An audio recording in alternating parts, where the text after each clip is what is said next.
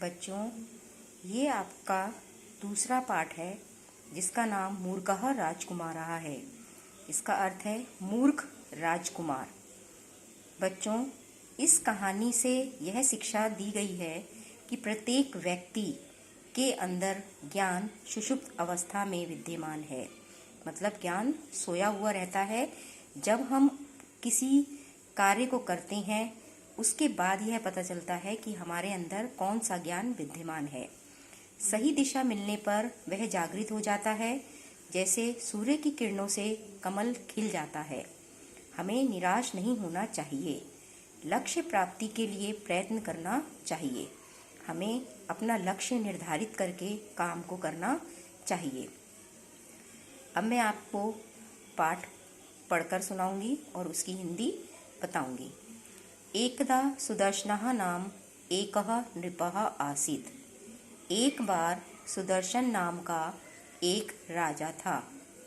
प्रजा पालने अति कुशलः सः स्नेहने प्रजाः अपाल्यत।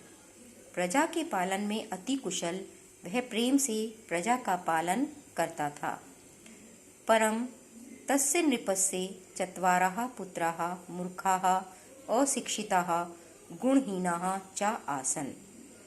किंतु उस राजा के 4 पुत्र मूर्ख, अनपढ़ और गुणहीन थे। एतस्मात् कारणात् राजा अतीव चिंताकुलः आसीत्। इस कारण से राजा अधिक चिंता से व्याकुल था।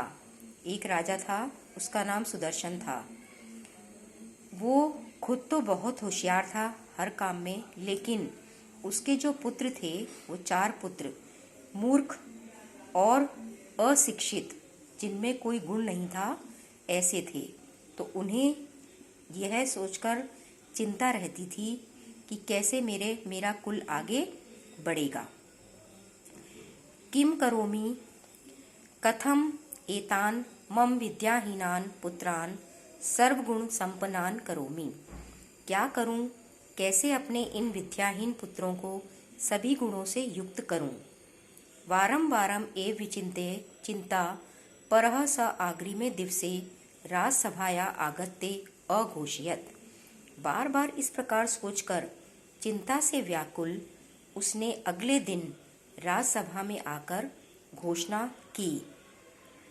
अस्ति कश्चित् विद्वान् पंडितः यः मम मूर्खपुत्रान् नीति निपुणान् कर्तुं समर्थः भवेत्। कोई विद्वान पंडित जो मेरे मूर्ख पुत्रों को नीति में निपुण करने में समर्थ हो। अहम तस्मै महापंडिताय प्रभूतं धनम पुरस्कार रूपेण दास्यामि। मैं उस विद्वान पंडित को मेरे मूर्ख पुत्रों को नीति में निपुण करने में समर्थ करने पर पुरस्कार प्रदान करूँगा।